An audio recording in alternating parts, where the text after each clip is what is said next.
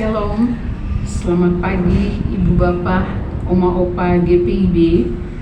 Jumpa lagi dalam saya dan PKLU membaca Alkitab bersama, edisi Selasa 3 September 2024. Perkenalkan saya, Ibu Leni Siasale dari GPIB Jemaat Dian Kasih Bekasi.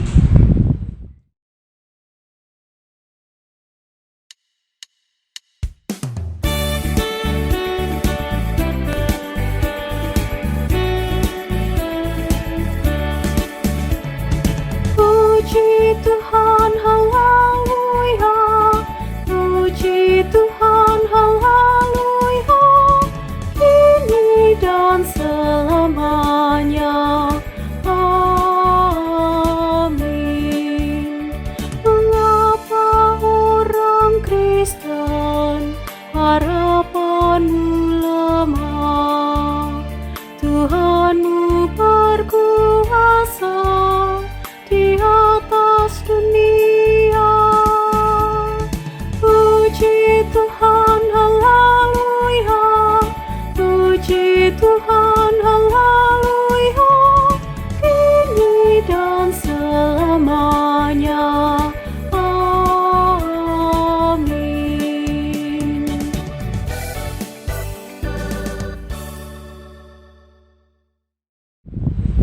Sebelum kita membaca dan merenungkan firman Tuhan, kita berdoa.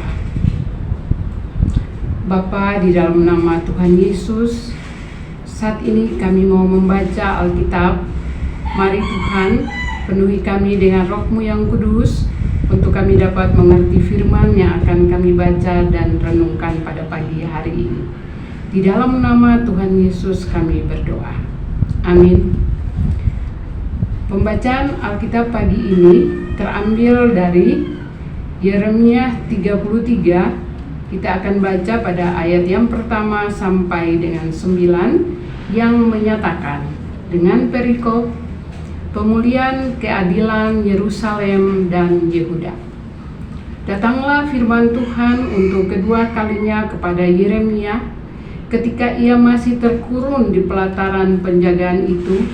Bunyinya, beginilah firman Tuhan yang telah menjadikan bumi dengan membentuknya dan menegakkannya. Tuhan ialah namanya. Berserulah kepadaku, maka aku akan menjawab engkau dan akan memberitahukan kepadamu hal-hal yang besar dan yang tidak terpahami, yakni hal-hal yang tidak kau ketahui.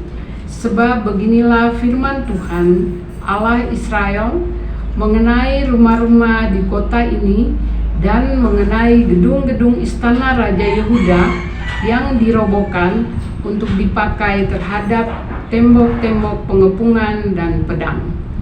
Orang akan masuk pertempuran melawan orang-orang Kasdim, dan kota ini akan penuh dengan bangkai-bangkai manusia yang telah kupukul mati karena murkaku dan kehangatan amarahku, sebab aku telah menyembunyikan wajahku dari kota ini oleh karena segala kejahatan mereka. Sesungguhnya aku akan mendatangkan kepada mereka kesehatan dan kesembuhan, dan aku akan menyembuhkan mereka dan akan menyingkapkan kepada mereka kesejahteraan dan keamanan yang berlimpah-limpah. Aku akan memulihkan keadaan Yehuda dan Israel dan akan membangun mereka seperti dahulu.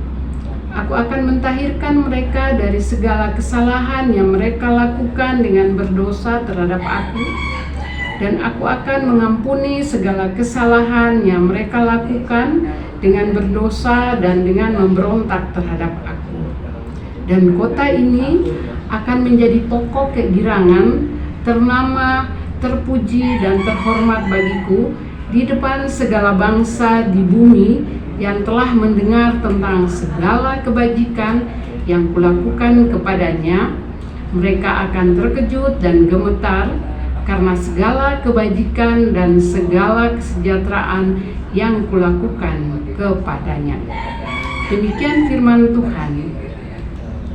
Om Opa yang terkasih, renungan kita pada pagi hari ini dari Sabda Bina Umat dengan perikop memelihara kesehatan adalah hikmat dari Tuhan. Ayat emasnya, sesungguhnya aku akan mendatangkan kepada mereka kesembuhan dan pemulihan. Ayat yang ke-6.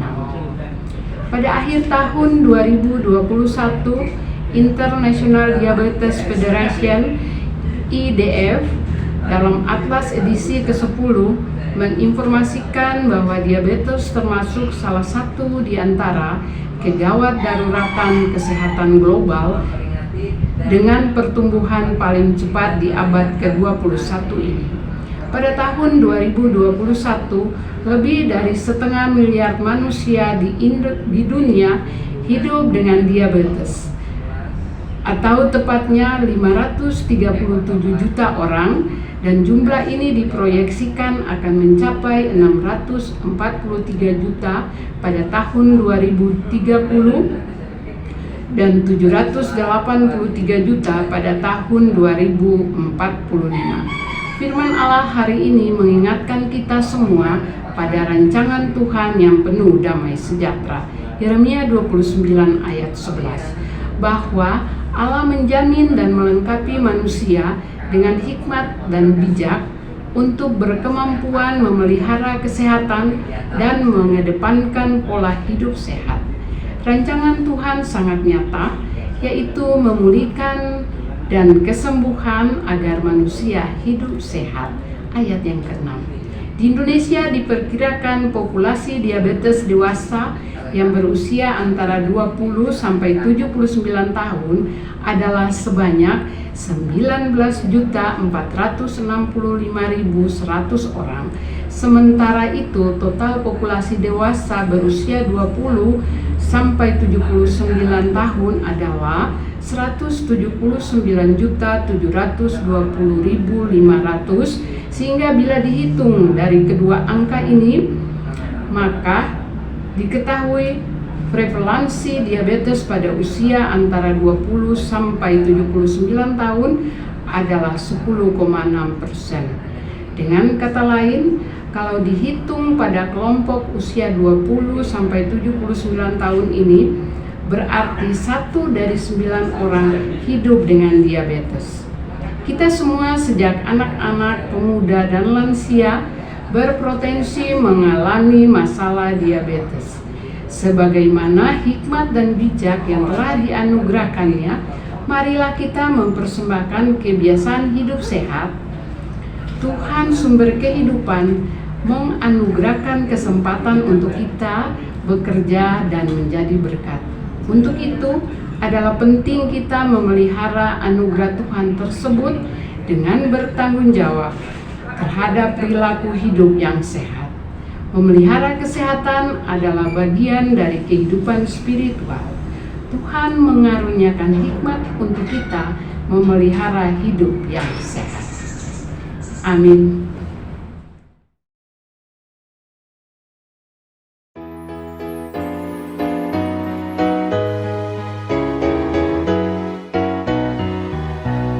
Tinggallah dalam Yesus, jadilah murid-Nya.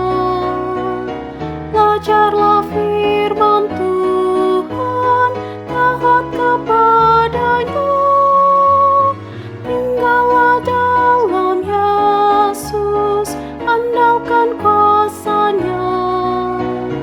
Dialah pokok yang benar, kitalah rantingnya.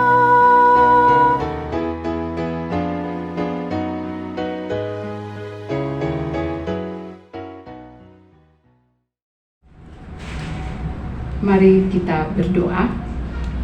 Allah Bapa di surga, kami bersyukur atas kesehatan kami. Ajar kami untuk memelihara kesehatan kami sesuai dengan kehendak-Mu.